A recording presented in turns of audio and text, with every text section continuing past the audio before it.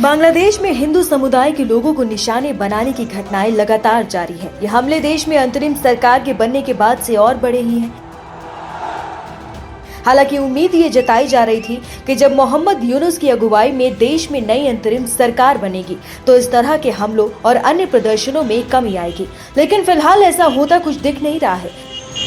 मोहम्मद यूनुस के बतौर अंतरिम सरकार के मुखिया के तौर पर शपथ लेने के बाद प्रधानमंत्री नरेंद्र मोदी ने सोशल मीडिया साइट एक्स पर एक पोस्ट कर उन्हें बधाई दी थी और साथ ही वहां मौजूद हिंदुओं की सुरक्षा को सुनिश्चित करने की बात कही थी। पीएम मोदी की इस अपील को बांग्लादेश सरकार ने गंभीरता से लिया है। यही है कि बांग्लादेश सरकार के सर्वे सर्वा मोहम्मद यूनुस ने मंगलवार को हिंदुओं पर हो रहे हमलों पर न सिर्फ चिंता व्यक्त की बल्कि मौजूदा सरकार उनके साथ है, इसे बताने के लिए मंदिर में जाकर कुछ हिंदुओं के साथ बैठकर उनसे उनका हाल भी जाना। मोहम्मद यूनुस का हिंदू मंदिर का दौरा करना और हिंदुओं को सुरक्षा का भरोसा दिलाने को भारत से जोड़कर भी देखा जा रहा है। कहा जा रहा है कि बांग्लादेश की मौजूदा सरकार भारत से रिश्ते को और मजबूत करने की कड़ी में ये सब कर रही है। आपको बता दें कि कुछ दिन पहले ही पीएम मोदी ने भी बांग्लादेश में रह रहे हिंदुओं पर होने वाले हमलों को लेकर चिंता जताई थी। राजनीति के जानकार मानते हैं कि मोहम्मद यूनुस का मंदिरों का दौरा करना और हिंदू समेत अन्य अल्पसंख्यकों में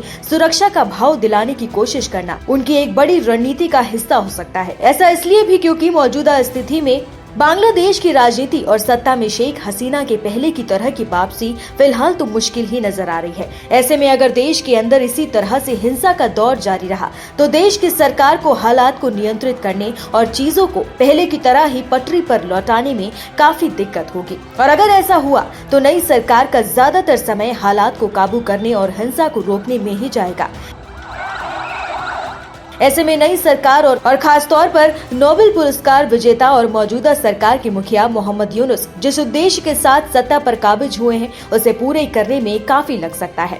मोहम्मद यूनुस सरकार ने मंदिरों पर होने वाले हमलों को लेकर अपनी चिंता व्यक्त की है। साथ ही इस तरह हमलों के बारे में सरकार और प्रशासन को समय रहते पता चल सके, इसके लिए एक हॉटलाइन भी तैयार की गई है। दैनिक अखबार प्रथम ओलो ने मंगलवार को बताया कि धार्मिक मामलों के मंत्रालय ने उपासना स्थलों पर हमलों के बारे में जानकारी उपलब्ध कराने का अनुरोध किया है। मंत्रालय द्वारा सोमवार को जारी एक अधिसूचना के हवाले से खबर में कहा गया कि यदि किसी मंदिर, गिरजाघर या फिर किसी अन्य धार्मिक स्थल पर उपद्रवियों द्वारा हमला किया जाता है तो अनुरोध है कि इसकी सूचना हेल्पलाइन नंबर पर दे।